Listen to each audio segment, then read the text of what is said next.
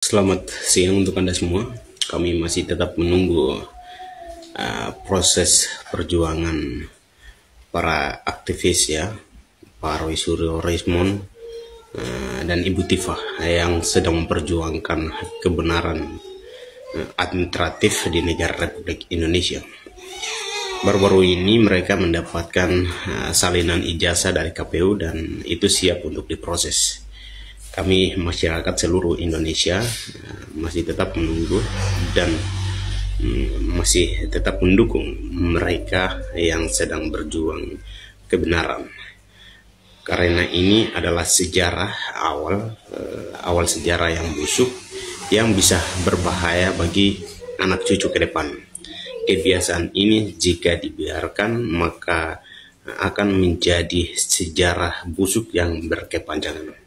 Oleh karena itu, ini segera diproses.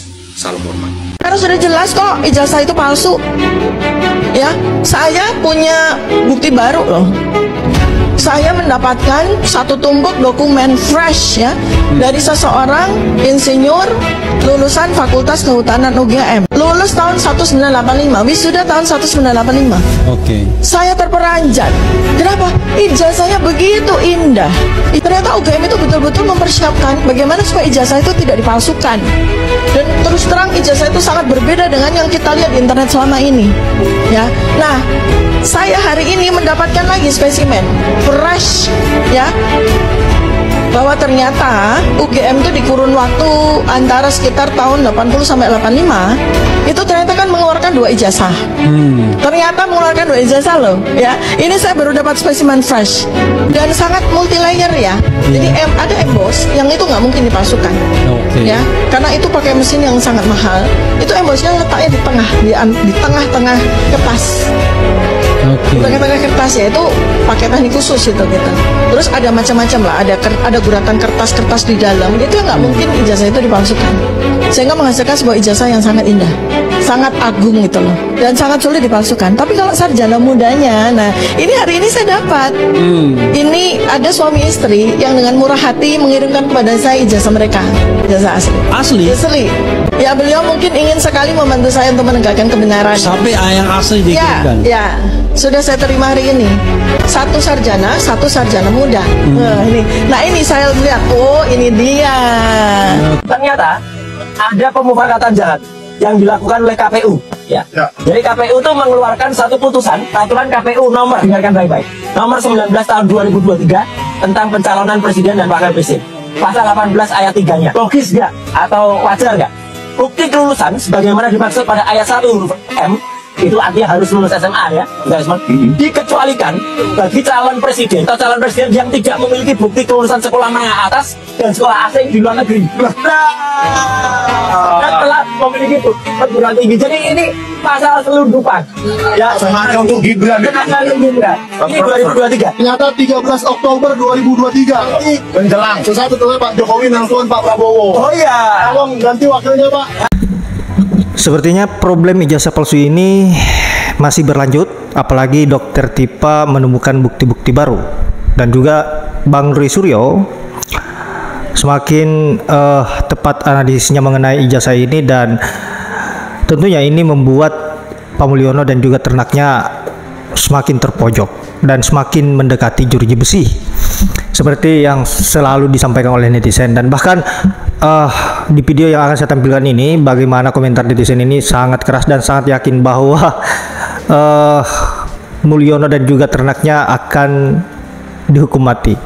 Nah, sahabat-sahabat, untuk itu baiknya langsung saja kita simak dulu bagaimana komentarnya netizen ini, dan silahkan sahabat-sahabat tanggapin apakah apa yang disampaikan ini adalah suatu hal yang masuk akal dan benar atau tidak.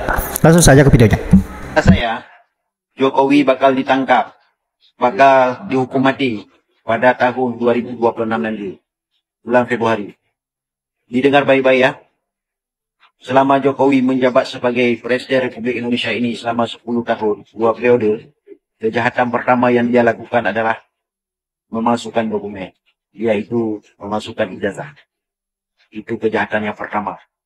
Ketika dia mencalonkan diri sebagai wali kota kemudian dia mencalonkan diri sebagai gubernur, kemudian dia mencalonkan diri sebagai presiden.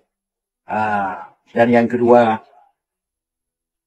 pada tahun 2014, meninggalnya anggota KPPS sebanyak 144 orang.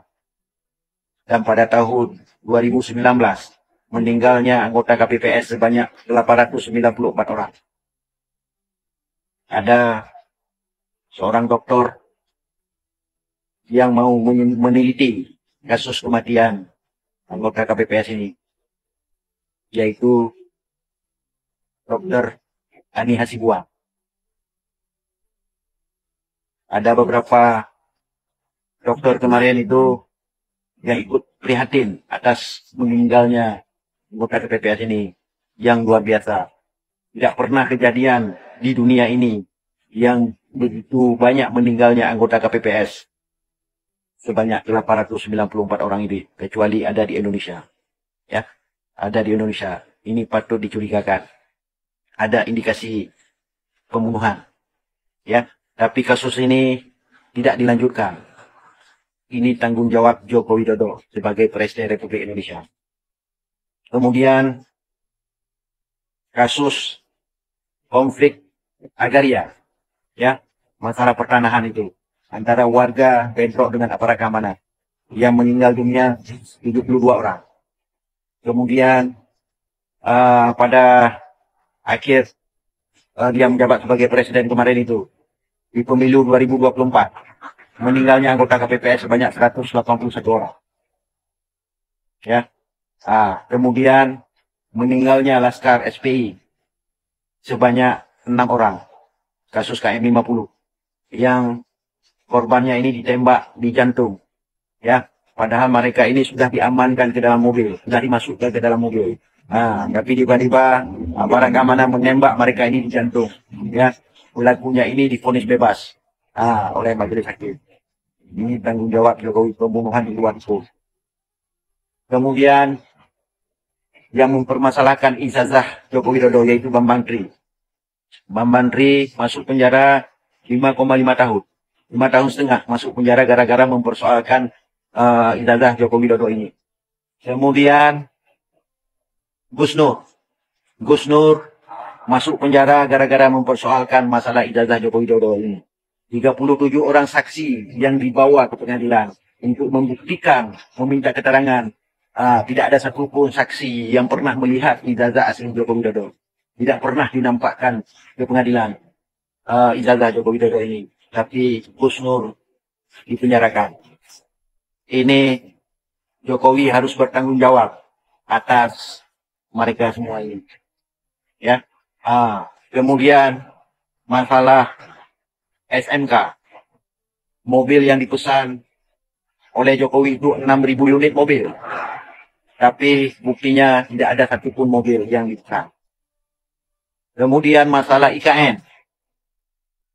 Jokowi mengatakan tidak memakai APBN untuk membangun IKN. Ada inspektor asing yang bangun. Ada ribuan inspektor asing yang masuk ke Indonesia ini yang mau membangun IKN.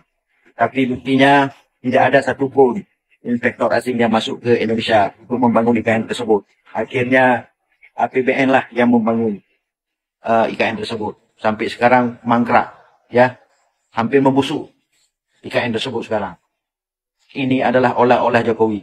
Kemudian masalah kereta cepat Jakarta-Bandung. Itu sudah ada perjanjian antara Tiongkok dengan BUMN. Jadi mereka ini sudah punya perjanjian sendiri untuk membangun proyek ini, kereta api cepat ini.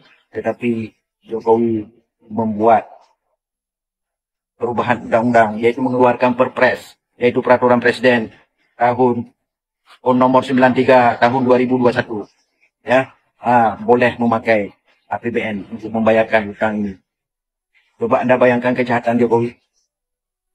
Ya, sebenarnya masih banyak sekali kasus-kasusnya, ya, yang kerusakan-kerusakan yang dia buat selama ini.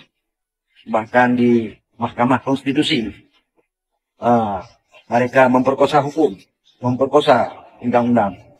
gara-gara mencalonkan anaknya sebagai wakil presiden. Umur usia Gibran kemarin itu 36 tahun. Di peraturannya 40 tahun. Tidak boleh kurang. Kalau kurang tidak memenuhi syarat. Kemudian Mahkamah Konstitusi mengeluarkan peraturan yang bahwa barang siapa yang pernah menjadi pejabat ataupun sebagai wali kota ataupun sebagai gubernur boleh menjadi calon presiden Republik Indonesia ini. Ini telah memperkosa konstitusi. Ini telah cacat hukum di negara Republik Indonesia ini. Banyak sekali kejahatan-kejahatan yang dia lakukan selama dia menjabat sebagai presiden.